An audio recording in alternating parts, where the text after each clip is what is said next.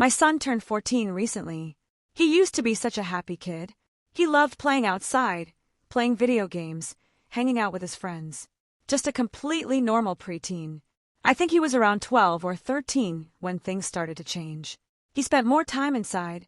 Maybe he was playing video games, but I wouldn't know because he'd always be locked away inside his room. He started dressing in all black.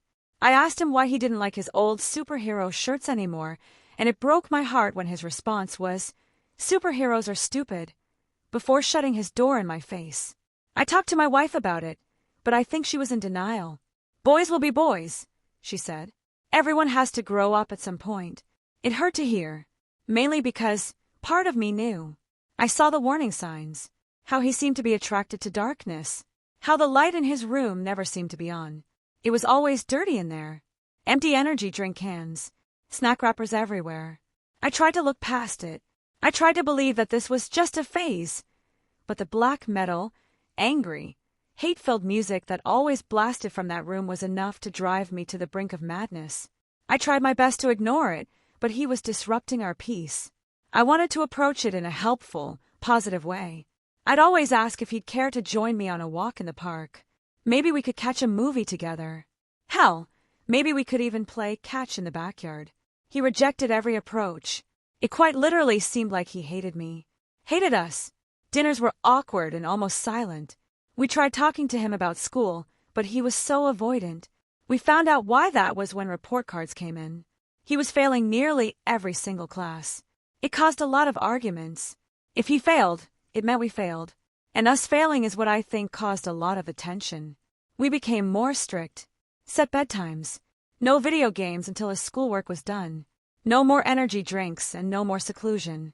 We insisted on him spending more time with us, whether he liked it or not. We didn't know what it was that was causing this change in him, but I'd be damned if I was going to stand by and watch him slip further and further away. I couldn't stop thinking about who he used to be. That laugh that didn't seem to come around as often. Those Christmas mornings where he looked at me and my wife with nothing but love and affection. That love seemed to turn to hatred after we tightened our grip on him, though.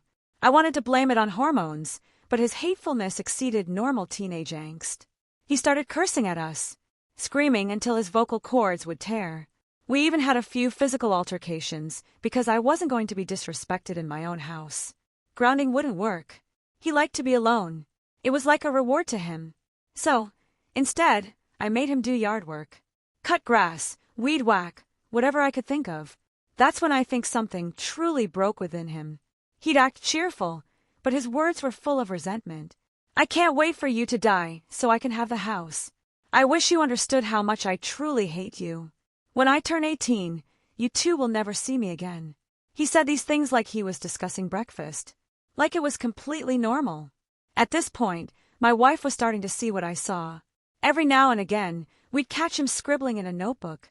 Anytime he saw us watching, he'd either put it away or groan and take it to his room with him.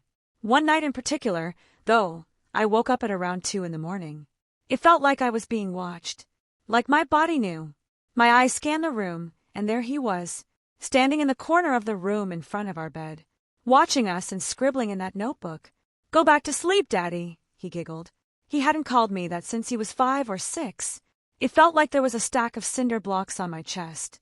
I asked what he was doing, and he didn't respond. I asked him to go back to bed, and he sighed like I was inconveniencing him and stomped out of the room.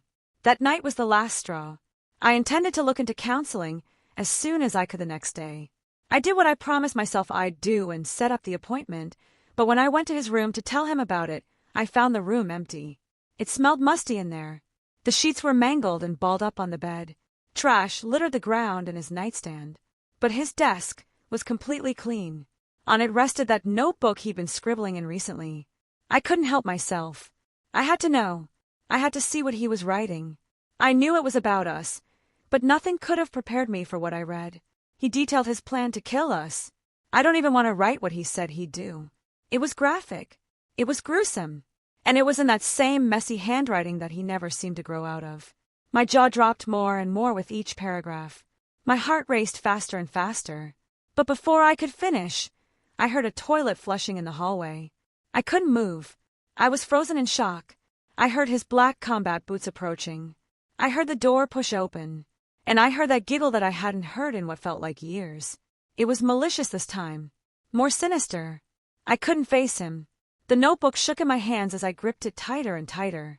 "Daddy," he whimpered, "aren't I a good writer?